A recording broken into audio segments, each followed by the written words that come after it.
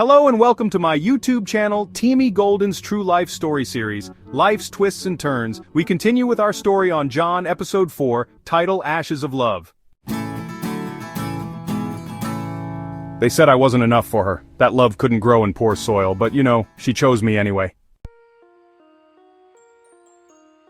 You will not marry a man beneath your class. He may not have money, but he has honor. And that's more than I can say for the men you approve of. She left everything, for me. Ruth had a surprise for John on his birthday. She takes him to a beautiful house and hands over the house key to him. All documents in his name.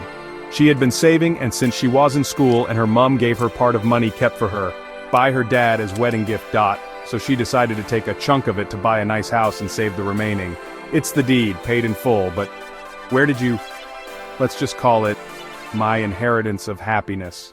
Hope fills the room. You're a hard worker, John. I see something in you. You're going places. So, John received a promotion at work, and now he travels to Europe for conferences. He even went ahead and bought a new car. After about a year, he moved to a larger house. Ruth became pregnant as soon as they got married and gave birth to their first child, a boy named John Jr. John was honestly so excited. But barely 3 months after the birth of John Jr., Ruth got pregnant again with their second child. John started hanging out with friends, life was good, clinking glasses at nightclubs with his buddies.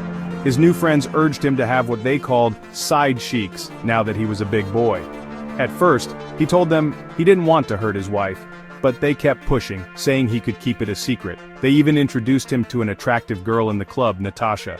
She promised him, seductively, that she would take away all his worries and pamper him. John thought to himself, now that he's a big boy, maybe he could have the big boy life and still keep his wife, who, honestly, was beginning to look less attractive to him with her second pregnancy. She was starting to look overwhelmed, looking after Junior and the new pregnancy. He started keeping late nights, and this led to Ruth quarreling with him for leaving all the household chores and caring for Junior to her alone. His relationship with Natasha grew, and he even rented a luxurious apartment for her. What he liked about her was that she never questioned him when he hung around in clubs or went out with other girls.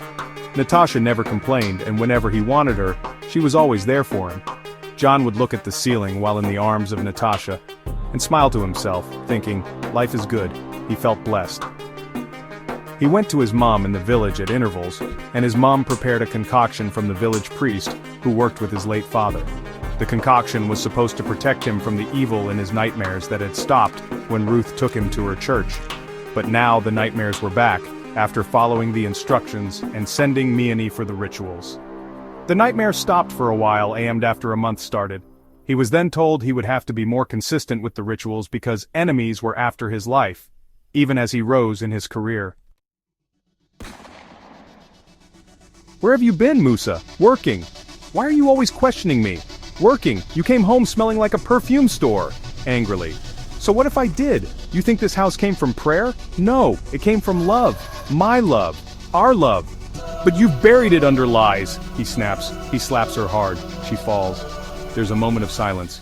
He breathes heavily, realizing what he's done. Ruth stares at her bruised cheek in the mirror. She lifts her scarf, covers it, and breathes deeply. Thank you for being a part of this edition of Life's Twists and Turns. So, what is your take? What advice will you give to Ruth? Should she go to her family? And what advice would you give to John if you were his friend? Please, send your comment in the comment section. Like and share this video. Don't miss the next edition as we follow up with the true life story of Ruth and John. And don't forget, go for gold.